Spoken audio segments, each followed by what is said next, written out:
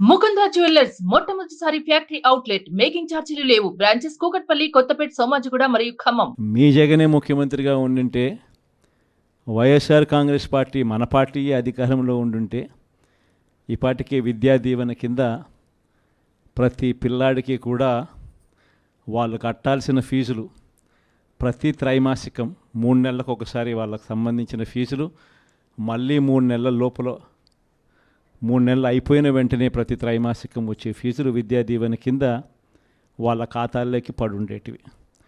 వసతి దీవెన డబ్బులు కూడా పడుండేటివి. మత్స్యకార భరోసా కూడా పడుండేటిది. వాహన మిత్ర కూడా పడుండేది. చేనేతలకు నేతన్న నేస్తం కూడా ఈ పార్టీకే పడి ఉండేది.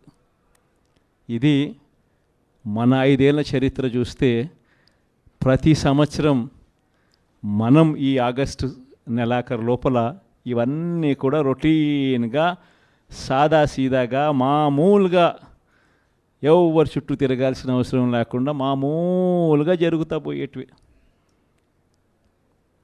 ఈరోజు ఒక్క జగన్ లేకపోవడం, ఒక్క వైఎస్ఆర్సీపీ ప్రభుత్వం లేకపోవడంతో ఈరోజు రావాల్సినవి ఏవి కూడా రాకపోగా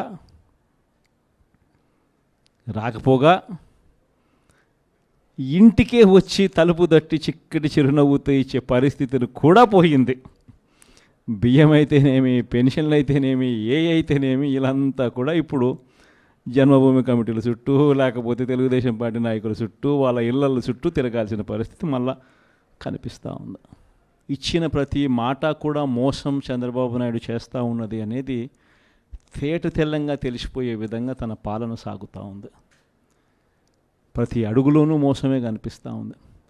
పిల్లలకైతే మొన్నటిదాకా ఇంగ్లీష్ గవర్నమెంట్ బడులలో టోఫుల్ ఒక పీరియడ్గా బోధన జరుగుతూ ఉండేది. ఇంగ్లీష్ గొప్పగా పిల్లలందరూ చదువుకొని నేర్చుకొని గొప్పగా మాట్లాడే పరిస్థితి ఉండుకొని ఐబీ సర్టిఫికెట్లు సైతం వాళ్ళు పుచ్చుకొని ఏకంగా మన పిల్లలందరూ కూడా ప్రపంచంతో పోటీ పడేలా చదువులు ఉండే పరిస్థితి నుంచి ఈరోజు చంద్రబాబు నాయుడు గారు ప్రభుత్వం రాగానే టోఫుల్ పీరియడ్ను కూడా బడులలో నుంచి తీసేశాడు. విద్యా కానుక కూడా ఈరోజు అస్తవ్యస్తంగా పంపిణీ జరిగింది.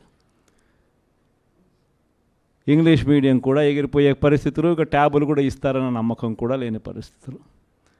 అస్తవ్యస్తంగా ఈరోజు స్కూళ్ళు కనిపిస్తూ ఉన్నాయి. మధ్యాహ్న భోజనం కూడా రోజుకొక మెనూతో గోరుముద్దిచ్చే కార్యక్రమం కూడా అస్తవ్యస్తంగానే తయారైంది.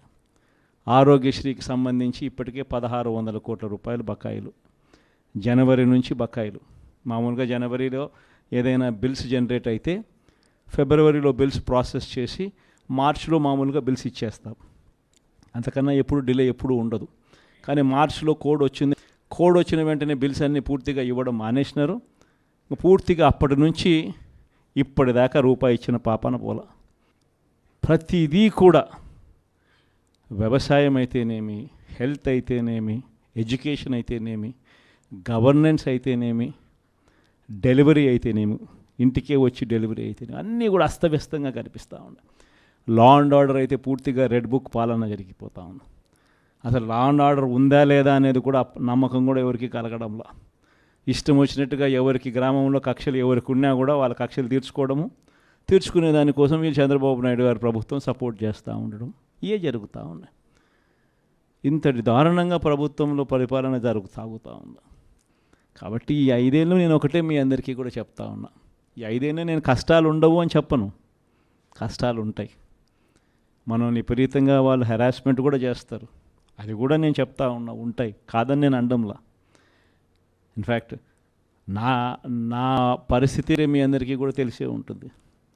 16 నెలలు నన్ను జైల్లో కూడా పెట్టినారు. కష్టాలు ఉండవని నేను చెప్పను, అటువంటి కష్టాలు కూడా నేను చూసిన. కానీ ఏమైంది, కష్టాలు అనేవి ఎప్పుడు ఎల్లకాలం ఉండవు. ఒక చీకటి వచ్చిన తర్వాత వెలుతురు రావడం అన్నది దేవుడు క్రియేట్ చేసిన సృష్టిలో ఖచ్చితంగా జరగాల్సిన కార్యక్రమం. కాబట్టి కష్టాలు ఎక్కువ రోజులు ఉండవు. ఒక రాత్రి వచ్చిన తర్వాత ఒక పగులు రాక తప్పదు. ఈ 5 ఏళ్ళు కూడా కన్ను మూసుకుంటే అయిపోతుంది. ఎన్ని కష్టాలు వచ్చినా మళ్ళీ 5 ఏళ్ళకి 2029లో మళ్ళీ మనమే వస్తాం. మన ప్రభుత్వంలో మళ్ళీ మీరే మళ్ళీ ప్రజలకు సేవ చేసే గొప్ప పరిస్థితుల్లో మళ్ళీ మీరు నేను అందరం కూడా ఉంటాం. సుమన్ టీవీలో మీ పర్సనల్ అండ్ బిజినెస్ ప్రమోషన్స్ కోసం కింది నెంబర్కి కాంటాక్ట్ చేయండి.